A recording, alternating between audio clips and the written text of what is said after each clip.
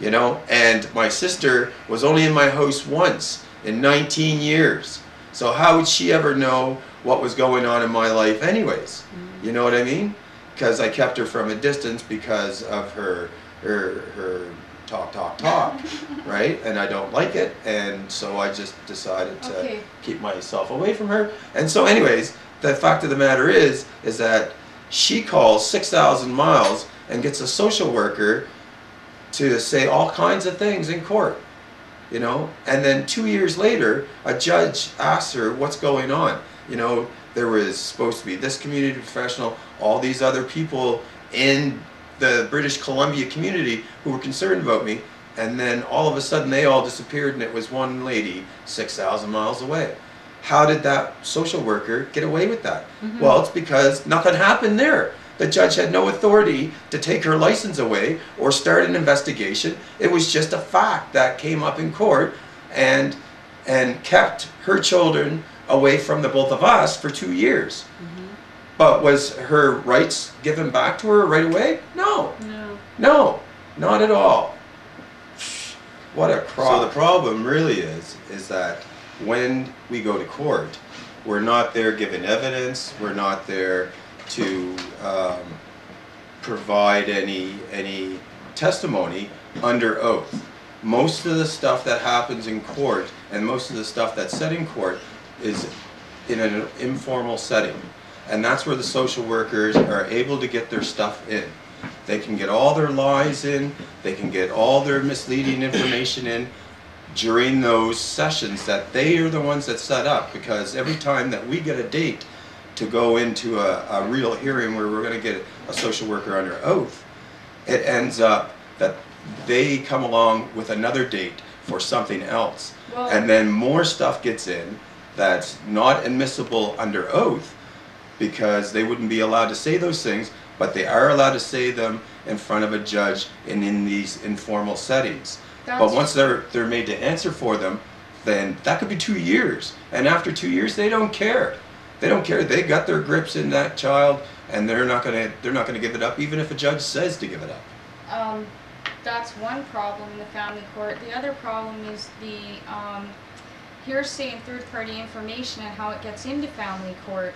A social worker takes a stand. You know, sometimes the judge won't let you have your witnesses. They won't let you, you know, proceed with your case, but the social worker still somehow gets the opportunity to take the stand and, you know, says things like, we spoke with her doctor who said that she had blah, blah, blah, blah, blah, and they don't provide any proof. The doctor doesn't show up to testify. There's no letter. There's no evidence. There's no proof, and you can stand up and say, but that never happened. My doctor couldn't have said that, or, you know, and half the time the ministry makes you believe, you know, wow, I can't believe my doctor really said that. Then you go and confront the person, and it's, I never said anything like that. Yeah, and you know, but they never have to provide proof. And you're not prepared to provide proof because they just brought that up out of the blue. A lot of times, and for myself and from lots of people that I've spoke with, they get to the courtroom and they're so shocked by the allegations that are being made because they never heard them before, and so they don't have a leg to stand on because they're. Yeah, the parents, they're like, what in the hell, where did they get that from? I didn't see that coming, you know, like, you don't even know where they get this stuff from. And like with my, you know, personal situation where, you know, we were going to court, I got disclosure, and I read, you know, that I was on psychiatric medications and part of a psychiatric program. I just thought, now I've got, you know, they sent it to me a month after the judge ordered it, so I didn't even have time to order proper medical records or anything so that I could defend myself in the court. You know, so that's one way of third-party information and that kind of thing getting in. The social worker just saying, you know, making a comment and then not backing it up. Seeing as you're a counselor, I just wondered if I could have your opinion on a couple of things. Yeah. First of all, I'm wondering about, we were just talking about the fact that I volunteer at a street church during the week, and I meet a lot of children that are part of, that are foster children in there, and we were just talking about the high statistics of suicide and depression in foster children, especially foster girls.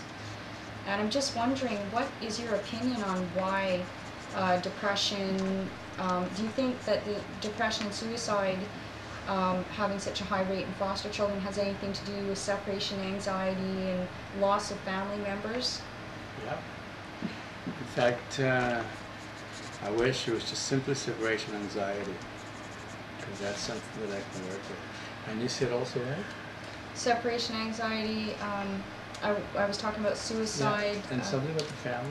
Oh, and loss of family members in their life. Grief and loss, right? Yes, grief. You see, these things, they all have scientific answers for that.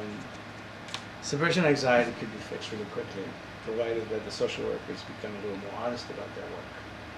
If they were to deal with the truth for a change, maybe separation anxiety will disappear, because the children wouldn't be in care to begin with. In your opinion, are a lot of children apprehended that didn't need to be apprehended? Yes, absolutely. So in those cases when a child is unnecessarily apprehended from the parents and access slowly dwindles off, visits stop happening, do you agree with me that the cause of that might be that parents face a lot of humiliation having supervised visits, and just the fact that their children are apprehended?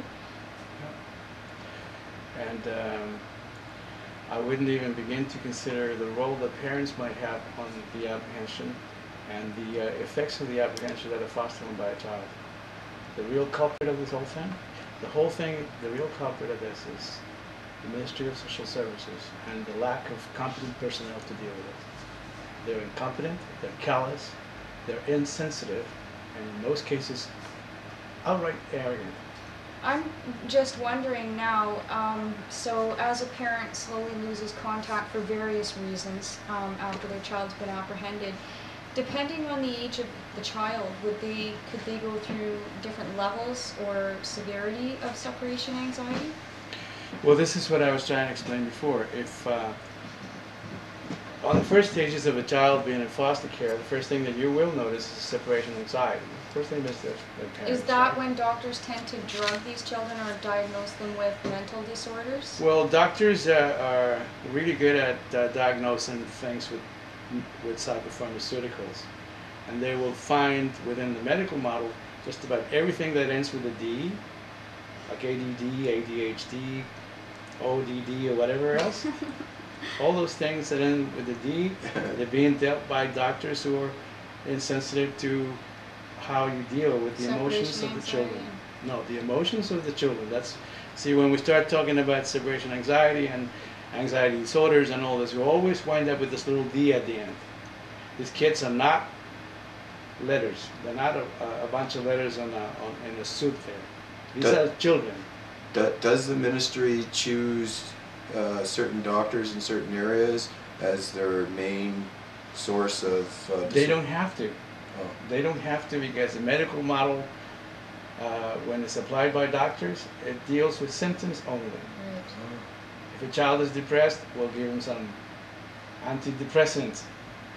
Then that explains, because in my theory, the reason that the rate of mental diagnoses and emotional medications being given out has something to do with the children display a certain behavior after they've been apprehended from the whole separation anxiety.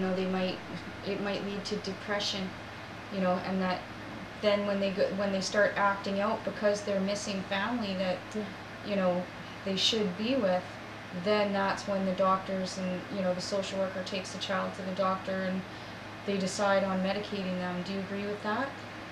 I agree in the sense that the doctors seem to think that when you deal with the symptoms, if a child is depressed, you give him antidepressants.